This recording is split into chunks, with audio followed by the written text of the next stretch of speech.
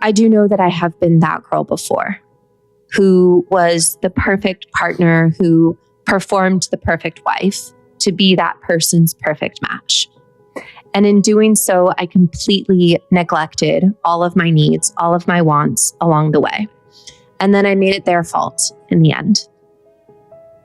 And really what the heart of the matter is that it's not a man's job to mine for your needs and your desires. You have to be really honest about it. You have to be really clear. You have to communicate through your micro expressions, what you're available for and what you want. So Harriet's_shotgun just wrote, I have been proposed marriage by 7 men in my life. Since 2023, I started a social dating experiment. I gave every man every single thing they could ask for in a partner without having any standard set for them to love me in return. When the marriage proposals came, I would ask them, how have you loved me in a way that would suggest that you would be the life partner that I need? One actively worked on everything I requested, but the most crucial, his dependency on alcohol. One told me, don't tell me how to love you. I'll love you based on how this relationship goes. The others all listed financial support and leadership, but none of them seemed to realize that I was leading them the entire time. All of the relationships had a mother/child dynamic to them. They offered to lighten my load, but only if I gave direct instructions each and every time. The current conclusion: many men 35 to 48 want their loads lightened by a partner. Security to be loved no matter how emotionally underdeveloped they are. A partner who doesn't require more than what they are comfortable giving. It needs to feel easy. I also think this is prime midlife crisis age, so that is a huge factor in wanting to quickly commit but not change much. Note that I said current conclusion, meaning it can change. That's just where I'm at today. I plan to evolve as a human. And as a result, the choice of partners I connect with will evolve as well. But to be clear, while the men were not my match, I still chose them for a reason. I just didn't marry them. That's Brie wanting to play. Yep. You hear it? Yep. Squeak, squeak, squeak. She knows that there's something important. Yeah. Okay. Classic female behavior, right? Like, I want to fuck it up. Can I make this hard for everyone? You said it, not me. Can I edit this out? Nope. We're going to keep it in. This is Brie. Oh, look at the baby girl. Brie, can you give us like 10 minutes, please? Just 10. Just 10 minutes. Okay? All right. So do you want me to read the last part? Yeah. Edit for clarity for the men in the room. Edit for clarity. I said current conclusion, meaning it can change. That's just where I'm at today. I plan to evolve as a human, and as a result, the choice of partners I connect with will evolve as well. But to be clear, while the men were not my match, I still chose them for a reason. I just didn't marry them. Edit for clarity for the men in the room. This was not a gotcha experiment. It was a am I the problem experiment. If I give him everything he says he wants and needs, will he do the same in return? If I put my pride and ego to the side and take on the responsibility of creating a safe place or a safe space for him to exist and to be loved, will he match my energy? My conclusion was based on my data pool. The men that I chose had a certain phenotype. They were not the men for me in this stage of life. Also, I did not know that men didn't go proposing writhing within a few months of dating. It always happened to me. And then I realized that wasn't normal. So I started paying attention and realizing that I came off as a pick-me woman when honestly I'm emotionally avoidant, and I got a lot of baggage from my previous marriage, and I fixed people's problems. So me just existing was amazing to them. Broken people trauma bonding is the basis of this. I think one of the reasons why this post was so activating for women and if you look at the comments, a lot of them are like, girl, I get it. Me too. I have always given, myself to men and they couldn't even match my level of effort. I think a lot of women are noticing that they tend to put in a lot of the effort and that they don't feel like their men are really providing, right? And I think that this post was activating for women in the sense that they kind of had this Me Too moment, right? Of like, man, I've been there. Not the Me Too, but that's happened to me. And I think it was also activating because men were like, wait a minute, that seems like a bait and switch. So it was a perfect post to bring in both sexes, if you will. Something that I think about with this woman is, to me, and I know nothing about her. I know nothing about, what her orientation and her posture was towards dating. But I do know that I have been that girl before, who was the perfect partner, who performed the perfect wife to be that person's perfect match. And in doing so, I completely neglected all of my needs, all of my wants along the way. And then I made it their fault in the end. And really what the heart of the matter is that it's not a man's job to mine for your needs and your desires. You have to be really honest about it. You have to be really clear. You have to communicate through your micro expressions, what you're available for and what you want. And it shouldn't be a series of putting him through tests and trials and jumping through multiple hoops. It's about, here I am. This is what I want. This is what I love. Here you are. This is what you like. This is what you love. This is what you need. We happen to meet each other in such a way where we're not auditioning to be the part of each other's best provider. It's more of, we're so honest with our needs and desires, pretty upfront in the relationship. How are we organically ourselves in such a way where we're able to pretty much for the most part meet that? I think there's a lot of women right now that are really wanting that marriage proposal, but she said it so perfectly. They're willing to go into that mother-child orientation in order to get it. Mm. And they become quite, I hate to say this because mothering can often come off as nurturing, but mothering is actually quite controlling. Mothering is basically being emotionally unavailable to self, being so focused on others, not focused on self, because you can't both be so focused on meeting the other person's needs and focused on what your needs are and meet them. And so it's a woman not really being emotionally available with her own self and her own heart and her own needs and her own wants. And she mothers as a form to control. And maybe that's a relationship dynamic that has felt safe in the past because she has felt needed when she's been the one who provides in the relationship, nurtures in the relationship, but then one day it turns cold because one day she's like, what about me? And that's both a woman's job and a man's job to say, like, what about me? A woman, blah, blah, blah, blah. A woman often will not eat, just as a metaphor. A woman will often not eat for 6 months, not literally, but follow the metaphor. Mm-hmm. And will be like, oh no, it's okay. I'm not hungry. I'm not hungry. I'm making you breakfast every morning. I'm making you breakfast. Don't worry about me. I'm not hungry. And then one day she snaps and he's like, I want to commit to you. You're easy. You're low pressure. You don't need anything. And she's like, what have you been doing about my hunger? Right. So that's why when men see that, they're like, wait, where is this all coming from? Because it was never really truly addressed, like directly. Yeah. And it's like, it was a performance the entire time. That's why I don't really feel bad for her. When I say that I don't feel bad for her, my heart aches for her for the lesson that she had to learn through self-abandonment. But I don't feel as though the men did anything necessarily wrong. They participated in a dynamic that she created, that they co-created. Okay. And that was a dishonest representation of what was true for her.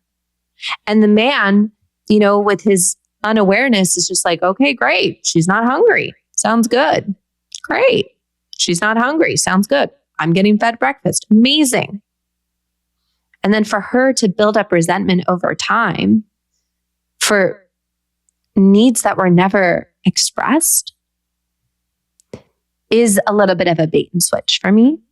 And that's why it's like, yeah, that's to be expected. Mm-hmm. Every human has a need and a want. But the instant that you start off with, I started an experiment, I decided to give him everything he wanted, I instantly heard, oh, shoot, she cut off all of her needs in that experiment. And that is not going to be good. This is not going to end well. Right. I don't think she's aware at all that what she was doing is not conducive to her happiness or her joy. You know what I'm saying? So she's saying, I'm doing this for you, so I need you to do it in return, and then we'll both be happy. Yeah, this like quid pro quo relationship. Exactly. Yeah, it's very exactly quid pro quo. It's very how have you treated me lately? A woman will post something like this on the internet and get validation from women, as you can see, and they'll say, "Hey, I feel the exact same way. I try to do everything for my man, and they never return the favor." Meanwhile, why I think it's important to hear your perspective, it's kind of like the blind leading the blind, because it's going to be this echo chamber of validation within their, like, oh yeah, I feel the same way, but the root of the problem is never going to get solved unless there's a perspective that is more clear, unless there's a perspective like the one you described, approaching a relationship being more clear and conscious about what your needs actually are, without us being the man who has to, because we love them, we should be able to know and read your mind and guess what you need. And like, she might not even have a mind to be read when it comes to what her needs are, because she might not know. And I think culturally, a lot of women have been gaslit around what's even a valid need. Yeah. They have been portrayed as needy, which is unattractive, as difficult, as high maintenance. And so there's a lot of women in response to that who have really pulled back and not validated their own needs and felt, oh, I'm too much for wanting that, right? So when you talk about the women that respond to this and engage with this, I think if I could boil it down, there's so many women that are hungry to just hear the words, honestly, that's so valid. That is so valid.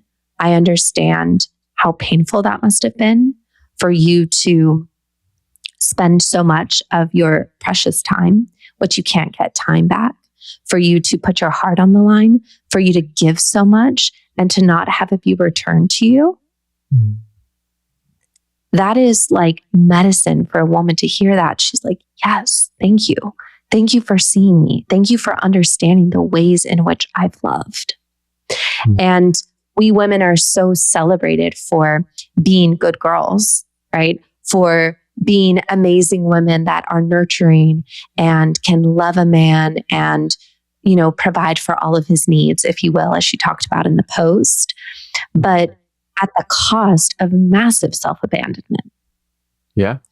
And so I have compassion for her stance, right? Of this has been really hard and painful. And what I've realized is that men just want women who are easy, or men just want, what did she say? Men want women who are easy. They want their loads to be lightened by their partner.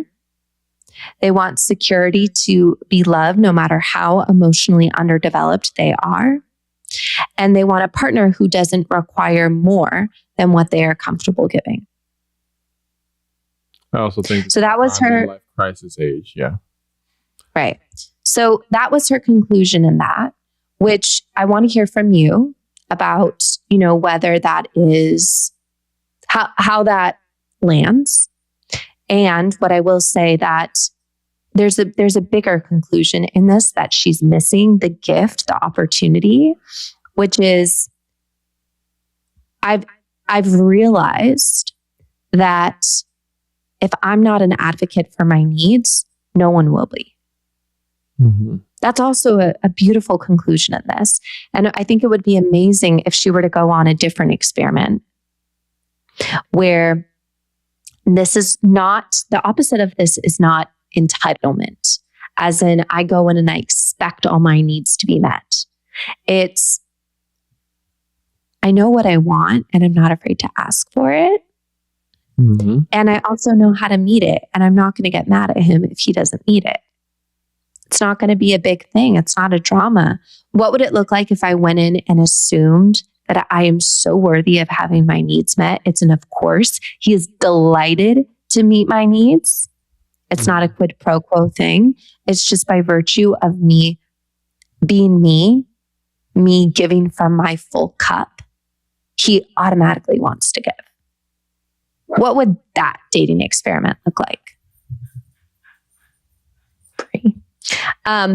But yeah, I'm curious to hear from you how you react to her conclusions. Again, many men 35 to 48 want their loads lightened by a partner, security to be loved no matter how emotionally underdeveloped they are. Do you just want like an easy girl with no needs? That's not a heavy weight to hold? No, I don't.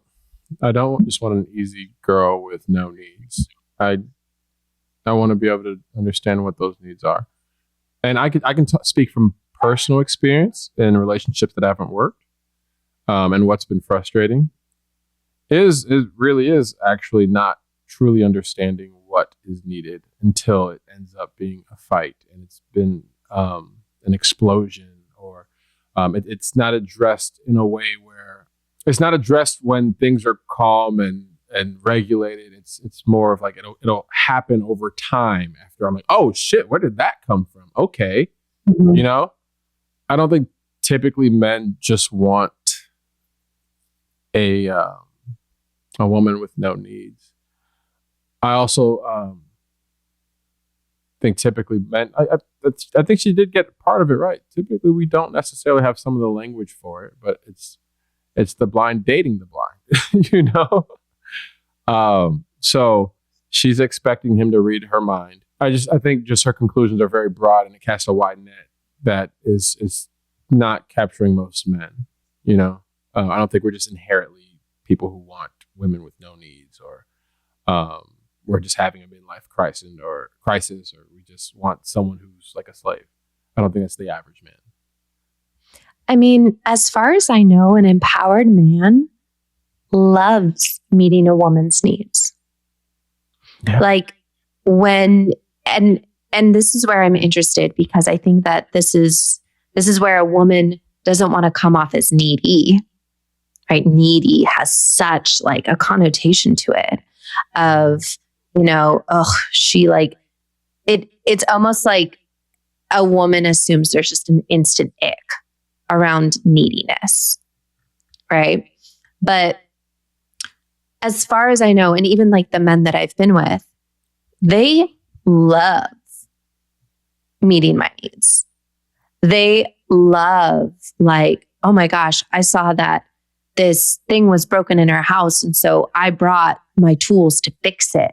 And I feel so great and sexy about it. And it's just like, I loved that I could provide for her. Like there's like a juice and a lifeblood to men as far as I understand. But you tell me, like, but there's a difference between that and being needy. There is an instant ick when it is needy. So give me the distinction there. Like, what's an example of something that is needy versus, oh shit, I am so excited to hit that need for her? I think needy happens over time more than just one situation. And you become needy when it is, it almost feels like a constant inability to actually fulfill your needs. It's when you get to that I can never do enough feeling. And you get to that from, okay, I want to go on more dates. Okay. I take you on more dates. I don't think we're out in nature enough. Okay, we start walking out in nature. I just wish we spent more quality time at home having conversations. You start doing that, and then there's just, you keep piling on top of it, and there's just seems like, okay, I'm doing everything that she says that she wants. Right. Yet there's always another step, because you're thinking like you actually do the things that she says she wants, it's going to make her happy, and it's not. And that's when I think it ends up being something that's more internal. It seems to me that's more likely to be something that a hole that she's trying to fill, and she's trying to figure out how to fill it. Yeah.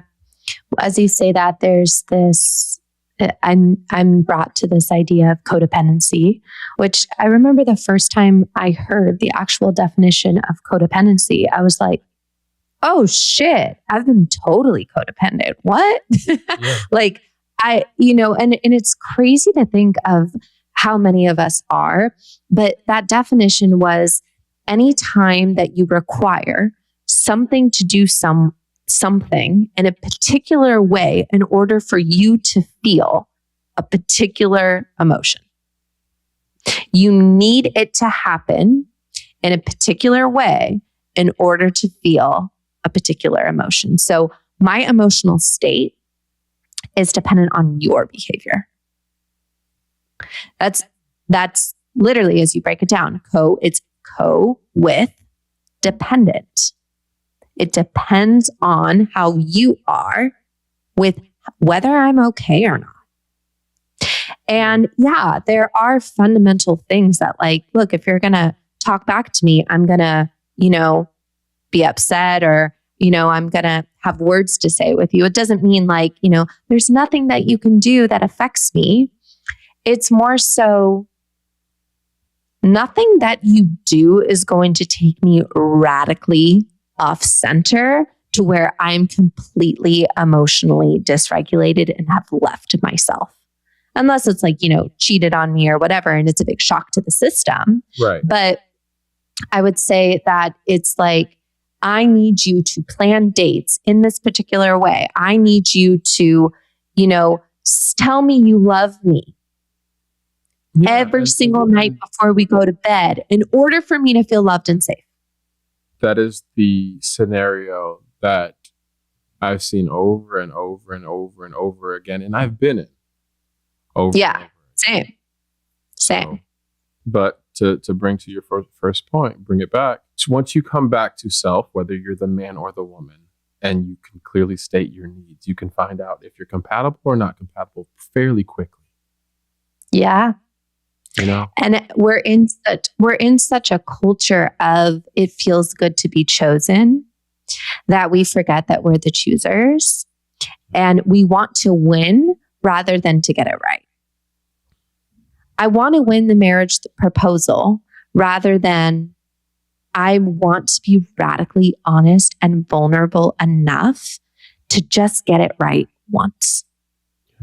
Yeah. And by doing that, I need to be willing to be 100% myself. Else I'm just going to be putting on a show for the rest of my life. God forbid I marry one of these people that I put on a mask for, a performance for, I'm being such a good girl for my whole dating of my whole relationship with them. Mm-hmm. God forbid we end up having a life together, and then I'm stuck in a prison. Right. And I think a lot of the mistakes women make are like, how dare he put me in a prison? And it's like, well, you kind of co-created those walls, And it's easy to make the man at fault in that situation because men aren't as attentive and attuned as women are a lot of the times. They don't have that same type of intuitive and can anticipate her needs as much. I mean, that's not, 100% true, but for the most part, let's say, right? I'm trying to be like relatively conservative here. But women get to understand that a lot of the time they built the walls that suffocate them. And it's a painful truth. It's a painful reality to swallow. There's a lot of grief associated with that because we realize that the tower that we've locked ourselves in, we built. And when we take that responsibility, it hurts. We want to say it was someone else's fault, which again, there could be a man's influence in there, but it's really painful to think I put myself in prison for 10 years and I had a choice to not, and I chose to stay. It's a really painful and vulnerable reality to sit in. 100%. Well, yeah. My hope is that, that this could be a good piece of this conversation to add. It's definitely 35 minutes. It's definitely longer than anyone's willing to listen to, but I'm going to cut it up and I'm going to put it right there. Okay. I'm going to put a piece of it right there. And I think you added a perspective that isn't necessarily being seen wide, like put widely in the comments. I didn't scroll that far, but I think as long as you can keep going back to self in most situations, you get your power back. And that's exactly what you described. So I'm with it. Yeah. I'm just going to read one more thing that I wrote here. But you can cut it up to make it seem like I didn't read it. But, as I was thinking about this topic, I thought about the times as a woman that I have felt tired. Feeling tired is one of the biggest indications that your heart is hiding from its needs and desires, and you're stuffing something under the rug of what you really want. And then one day it comes out as tiredness and resentment. So I wrote,